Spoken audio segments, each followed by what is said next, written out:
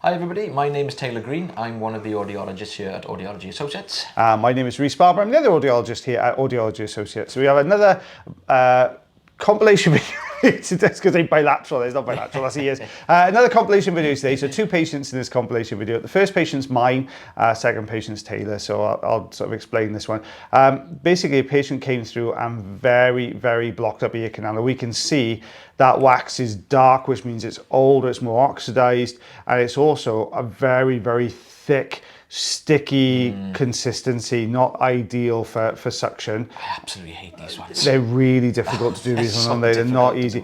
Because what you find is like the curettage tools, like your Jobson horn and stuff like that, they don't particularly work too well with it. Suction will take it out, but it tends to keep blocking the suction, which is why I've flooded the ear canal a second ago with a bit of olive oil, try and coat the wax and the inside of the suction tube. You can see as I'm pulling from one side, it's not even moving the plug, it's literally just scraping across the surface. And here's... I was going to say, you can be lucky sometimes with the curettage with this particular type, if there's a slightly harder core. So a nugget in the middle. Yeah, you can get behind it with a Jobson horn then, can't you? But this one it's just soft, certainly for the front end. Now this can be because sometimes people have used a little bit of a softening drop, which we do advise for them to come through. And I think this chap had been using them intermittently. So we get a lot with patients now where they get a blockage, they use some softening drop. Basically it creates a gap, which then the hearing comes back, so they think it's cleared, and then it comes, they block up again. This has been going on for months and months and months. So we've just got this really big old plug, but you can see it is just... That's tough. That's not an easy one to see. What I'm doing is trying to pull the sidings. It's so dark, and we lose our markers in the ear canal. You can't see them very well because the wax is stuck everywhere. So you try and pull it into the middle so you can see the skin of the canal. God, that wax is drawing all the light in as well. It is, yeah. It's literally sapping all the light from the endoscope in there. And we had a bit of a lose then, because if you turn the brightness up, we start getting all the shine from the cilia and that's right. I did see, I think it was Connor is mentioning, there's a couple of different endoscopes out on the market now, and one's got a much brighter light source on there. So yeah, you can vary the light sources as well. Hello Connor, if you're watching. Hello. So we're just pulling these out now. We're just getting, just trying to lift. Now we've got that movement. Before we were just almost scraping and moving the surface back and forth. But now we've got, we took Taylor out then, so we've got this little bit of movement to the whole plug now, don't we?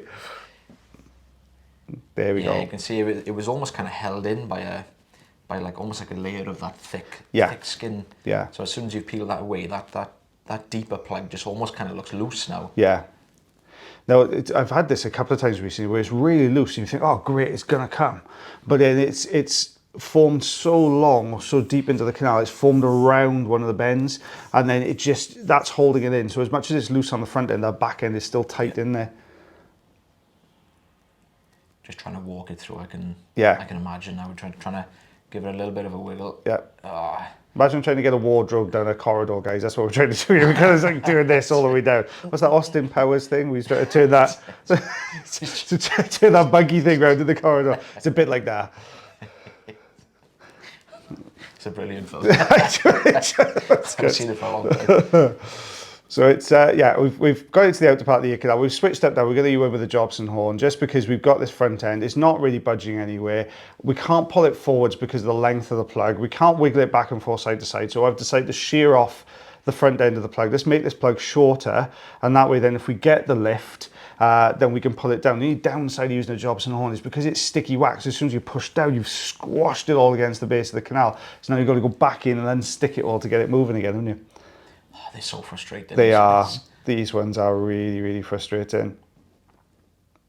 Oh, it's starting to go. It's starting to go. Something's happening. There we go. Oh, that's a good play. I was thinking, oh great, it's all gone. But this is why it was stuck, is because this back end in this more sort of medial section of the ear canal, this deeper section of the ear canal was really, really stuck in here. You can see, there you go. Yeah, these softer ones can sometimes get almost have like a little hook at the back stuck in the anterior recess, and it just stops it from coming out. It just doesn't want to give, does it then? No. That's the thing. I think he was quite lucky there though, because there was a bit of a gap above the wax. Yeah, so there was a bit of movement. Just managed to pull it down just to free it off the attic and then wiggle it all the way down. Oh, look at that, nice and clean when it comes away. That is lovely. It's always nice in it when it's lovely. Always love to see that. Yeah, it's very nice. Always love to see that. So same patient now, this is the other ear canal. So you can see not as blocked up in this one, but patient didn't really want to leave it because he didn't want to get it to the same position it was on the other side. So a little bit, well, I was saying a little bit easier on this one. It's still super sticky. All those tiny little hairs embedded in there just from haircuts and ear hair trims and stuff like that, which doesn't always help when it's sticky wax because it does sort of bind it, doesn't it? Yeah. And especially if those cilia are still attached, the wax almost kind of, it just anchors it in places. Yeah, and, yeah, it does. You're almost trying to strip it off each hair almost, aren't you, on the way down? So yeah, that plug's gone now. So we're just giving it a quick little tidy up, little hoover around the outside here. There you go, just to get those couple of little bits off. Let's take a look behind that. Much easier. Yeah. Eardrum looking much better. So this is what it looked like to start with. This is what it looks like afterwards. So you can see very different. Guys, if you do enjoy these videos, you can always subscribe, you can follow, you can heart, you can like, you can share as well if you want to. You can see you've got, oh, go on, 4.5 centimeters. I wasn't even paying attention there. So what we got? Inch and 3/4, right? Yeah, inch and 3/4. Inch and 3/4, inch and a half if you squashed it all. Yeah. So this is Taylor's patient. This is my patient. We got a very kind of similar consistency, quite sticky and quite wet, but you can see it's a lot lighter, the colour of this material here. So there's a lot of skin mixed in amongst this plug. Now, I believe this is a bilateral removal as well. I think this is both ears, from what I can remember. I can't remember. Do you know what? I think it might be unilateral. I can't quite remember. I think it's just the one. So I've actually got the fine end on here. Now, the reason I've got the fine end on, there's a little, with this particular patient, there was a slight tremor. So there's a little, you can see the camera's kind of shaking slightly.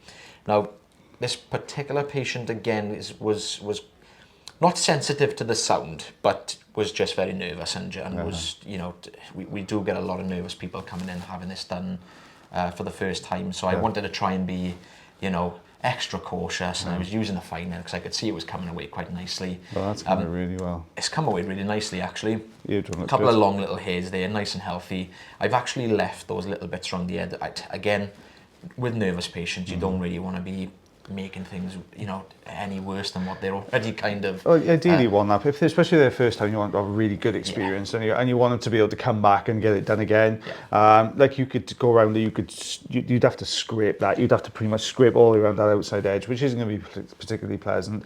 Especially if the patient's got a tremor. You imagine trying to hover just above that skin layer, and the tremor. You're gonna keep doing that, which is gonna be quite uncomfortable. Isn't it? And fair play, you know, these patients do try their hardest. And it's very, very difficult. But yeah, we've got 3 centimeters. You left me with the inches, Taylor Green. 1.25 inches. Oh, inches is my kryptonite. I can't do inches at all. I don't know why. I can't get it in my head. So 1.25 there, I'm going to say, guys. Well, thank you very much for watching our video again today, guys. As always, take care of your ears. Take care of yourselves. You did it backwards. So again, well, take care of one another. Thank you, Taylor. There we go. Right, bye everyone.